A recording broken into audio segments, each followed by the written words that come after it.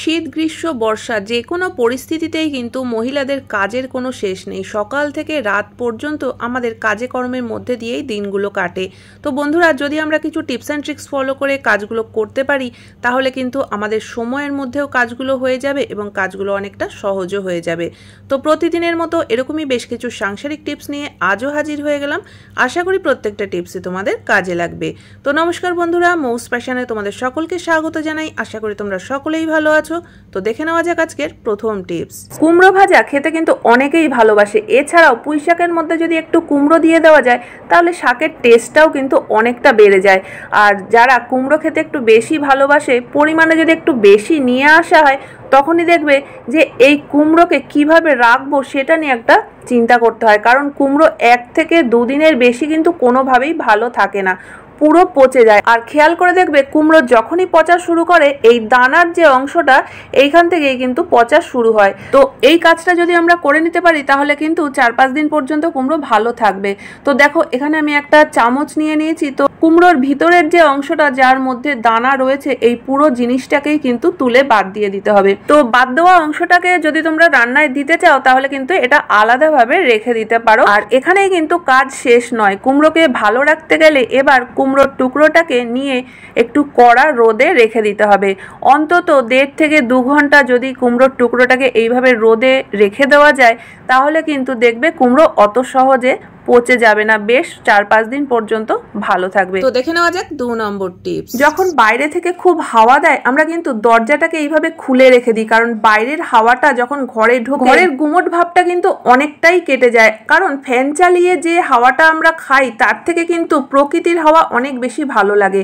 কিন্তু সমস্যা এইটা হয়, দেখবে যে যখন খুব বেশি হাওয়া দেয় আর দরজায় যদি কোনো স্টপার না থাকে তাহলে কিন্তু দরজাটা বারবার করে ধাক্কা খেতে থাকে। আর যদি আমরা ঘরের বাইরেই একটু কোথাও যাই তখনও কিন্তু দরজায় তালা দিয়ে তবে বেরোতে হয়। কারণ যদি আমরা দরজাটাকে এইভাবে খোলা অবস্থায় রেখে কোথাও যাই দেখা যাবে যে হাওয়ায় কিন্তু বারবার করে দরজাটা পড়তে থাকে। তো এতে দরজারও যেমন ক্ষতি হবে সেরকম কিন্তু ওয়ালে যদি ধাক্কা লাগে সেখান থেকে রঙও উঠে যেতে পারে, তো ওয়ালেরও ক্ষতি হতে পারে। তো সব থেকে ভালো কাজ কিন্তু একটা স্টপার অবশ্যই লাগিয়ে নেওয়া। যদি স্টপার লাগানো থাকে তাহলে তো এরকম কোনো সমস্যা হবে না, কিন্তু অনেকেরই কিন্তু দরজায় স্টপার লাগানো থাকে না। তো যাদের স্টপার লাগানো নেই তো আপাতত কিন্তু এইভাবে আমরা কাজটা চালিয়ে নিতে পারি। তো দেখো এখানে আমি একটা কোলগেটের খাপ নিয়ে নিয়েছি। তো আমরা কোলগেটটাকে বের করে এই প্যাকেটগুলোকে তো ফেলেই দিয়ে থাকি। তো আমি এখানে কোলগেটের প্যাকেট নিয়েছি, তোমরা কিন্তু চাইলে যে কোনো মশলার প্যাকেট বা যে কোনো কিছু নিয়ে নিতে পারো যেটা একটু এইভাবে ভাঁজ করে নিলে মোটা হবে। তো তারপরে এই জিনিসটা যদি আমরা দরজার নিচে ভালো করে শক্ত করে দিয়ে রাখি তাহলে কিন্তু দেখবে যে যতই দরজায় হাওয়া লাগুক না কেন দরজাটা বারবার করে পড়বে না। তো এতে করে আমরা দরজাটা খুলে রেখে কোথাও বেরোতেও পারবো বা বাইরে থেকে যে হাওয়াটা ঘরে ঢুকছে সেটাও কিন্তু আমরা উপভোগ করতে পারবো। তো চলে যাই এবার 3 নম্বর টিপসে। আমরা যখন স্যালাড বানাই তখন কিন্তু স্যালাডে অন্য কোনো কিছু থাকুক বা না থাকুক শসা কিন্তু আমরা অবশ্যই রাখি। আর এখন যেভাবে গরম পড়ছে গরমের সময় কিন্তু শসা খাওয়াও অনেকটাই ভালো, শরীরটাকে ঠান্ডা রাখবে। কিন্তু শসা কাটার এই একটা ঝামেলা রয়েছে। দেখো শসা যদি আমরা এমনিভাবে কেটে ফেলি, সামনের আর পিছনের অংশটা ভালোভাবে একটু ঘষে না ফেলে দিই কষটাকে, তাহলে কিন্তু দেখবে অনেক সময় একটা তেতো তেতো ভাব লাগে। আবার আমরা এত কষ্ট করে ঘষে কষটাকে বের করে ফেলার পরেও দেখবে যে বেশ কিছু শসা কিন্তু তেতো তেতো লাগে। অনেক সময় হয় কি আমরা ব্যস্ত থাকি আর তখন খুব বেশি পরিমাণে হয়তো ঘষতে পারি না, কষটাকে ঠিকমতো বের করতে পারি না। তো তখন শসা কাটাও কিন্তু বেশ ঝামেলা মনে হয়। খেতে ইচ্ছে থাকলেও কিন্তু এত ঝামেলার কারণে হাতে সময় কম থাকার কারণে এই কাজটা আমরা করে উঠতে পারি না। তো যদি তোমাদের হাতে সময় কম থাকে তাহলে কিন্তু এই টিপসটা ফলো করতে পারো। এইভাবে কাটলে কিন্তু শসা একটুও তেতো লাগবে না। আর এতে করে কিন্তু শসার আগের বা পেছনের যে অংশটা সেটা কাটতেও হবে না বা কষও বের করতে হবে না। তো দেখো শসাটাকে আমি মাঝখান থেকে কেটে নিয়েছি। আর এবার শসার খোসাটাকে ছাড়িয়ে নিচ্ছি। তোমরা কিন্তু চাইলে শসার খোসা আগেও ছাড়িয়ে নিতে পারো। আর এবার তোমরা তোমাদের পছন্দ মতো গোল গোল করেও কাটতে পারো বা লম্বা করে কাটতে পারো, যেভাবে ইচ্ছে কেটে নিতে পারো। তবে সামনের আর পেছনের অংশটা এবার আমরা ফেলে দেব। তো এইভাবে করে কেটে নিলে কিন্তু অনেক কম সময়ের মধ্যে শসা কাটা হয়ে যাবে। অবশ্যই ট্রাই করো টিপসটা, আশা করি তোমাদের কাজে লাগবে। তো চলো দেখে নেওয়া যাক পরবর্তী টিপস। সকালবেলা ঘুম থেকে উঠেই রান্নাঘরে আসা মানেই কিন্তু শুরু হয়ে যায় আমাদের কাজকর্ম। আর রান্নাঘরের কাজকর্ম মানেই কিন্তু আমাদের প্রত্যেকটা কাজের জন্যই কিচেন সিঙ্ক ব্যবহার করতে হয়। বাসন মাজা থেকে শুরু করে সবজি ধোয়া, মাছ মাংস ধোয়া, প্রত্যেকটা কাজের সময় দেখবে কিছু না কিছু জিনিস যেমন সবজির খোসা বা মাছের আঁশ এগুলো কিন্তু সিঙ্কের মধ্যে পড়ে থাকে।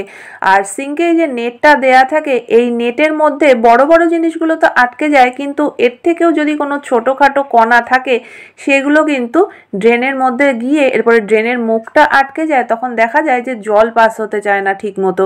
আর এতে করে কিন্তু ড্রেন থেকে একটা বাজে গন্ধও আসে আর জল আটকে যাওয়ার সমস্যা তো রয়েইছে।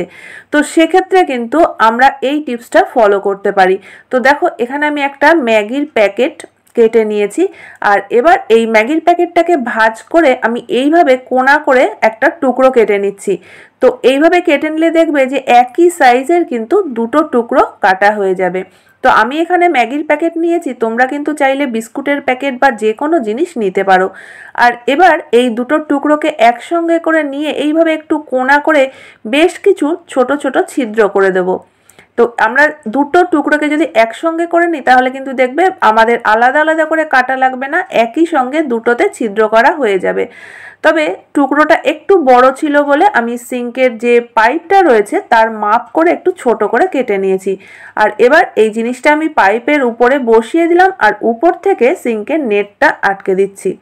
তো এবার যখন আমরা বাসন মাজবো বা মাছ মাংস ধোবো, তো এর যে কণাগুলো থাকে, সবজি তরকারির কণা হোক বা এঁঠো বাসনে কিছু ভাত থেকে যায় বা মাছের আঁশ, যেসব জিনিসগুলো ছোট ছোট যেগুলো ড্রেনের মধ্যে চলে যাওয়ার সম্ভাবনা থাকে সেগুলো কিন্তু দেখবে এই প্লাস্টিকের টুকরোটার মধ্যে গিয়ে কিন্তু আটকে যাবে। তখন আমরা এখান থেকে প্লাস্টিকের টুকরোটা ধরে নিয়ে সম্পূর্ণটাই ফেলে দিতে পারবো। এতে করে কিন্তু পাইপে আর কোনো রকম কোনো নোংরা যেতে পারবে না। চলে যাচ্ছি এর পরবর্তী টিপসে।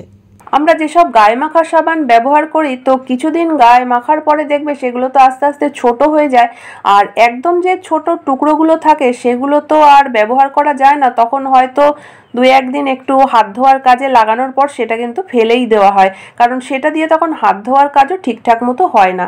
তো এখানে দেখো আমি সাবানের কয়েকটা ছোট ছোট করে টুকরো করে নিয়েছি। তো একদম ফেলে দেওয়ার থেকে কিন্তু এই জিনিসটাকে আমরা কাজে লাগাতে পারি। তো এখানে দেখো একটা মাস্ক নিয়ে নিয়েছি আর মাস্কের পেছন দিক থেকে কিছুটা অংশ কেটে নিয়েছি। তো এই যে সাবানের টুকরোগুলো, এই সাবানের টুকরোগুলো আমি এই মাস্কের মধ্যে দিয়ে দিলাম। আর এবার এই মাস্কটাকেই আমি বেঁধে দেখো একটা ছোট্ট পুটলির মতো করে দিলাম। তো এবার আমি এই জিনিসটাকে কিন্তু যে কোনো জায়গায় হ্যাং করে রাখতে পারবো। এখানে যে মাস্কের পুটলিটা তৈরি করেছি এটা আমি কিচেনে ব্যবহার করব। দেখো কিচেনের কলের সঙ্গে আমি এইভাবে হ্যাং করে দিলাম। তো যখনই হাতে একটু সাবান দেওয়ার প্রয়োজন হবে তখন কিন্তু আমরা একটু হাতটাকে ভিজিয়ে দেখো এই মাস্কটাকে উপর থেকেই একটু ডলে নিলাম, হাতটা কিন্তু একদম ফেনা হয়ে গেল। তো তারপরে হাতটা ধুয়ে নিলেই হবে। তো এইভাবে করে কিন্তু একদম ফেলে দেওয়া জিনিসটাকে আমরা কাজে লাগাতে পারি, আর এটা কিন্তু অনেক দিন পর্যন্তই চলবে। আর এইভাবেই ছোট ছোট বিষয়গুলোর দিকে যদি আমরা একটু নজর রাখতে পারি তাহলে কিন্তু সংসারের কিছুটা হলেও সাশ্রয় হয়। তো আশা করি বন্ধুরা আজকের প্রত্যেকটা টিপসই তোমাদের কাজে লাগবে। কোন টিপসটা সব থেকে বেশি ভালো লেগেছে অবশ্যই কমেন্ট করে জানিও। ভালো লাগলে চ্যানেলটিকে সাবস্ক্রাইব করে পাশে থাকা বেল আইকনটা অবশ্যই প্রেস করে দিও, যাতে নতুন ভিডিও আপলোড করলে নোটিফিকেশন সবার আগে তোমাদের কাছে পৌঁছে যায়। তাহলে বন্ধুরা আজকের মতো ভিডিও এখানেই শেষ করছি। দেখা হচ্ছে আবার নতুন ভিডিওতে। পুরো ভিডিও দেখার জন্য সকলকে অসংখ্য ধন্যবাদ।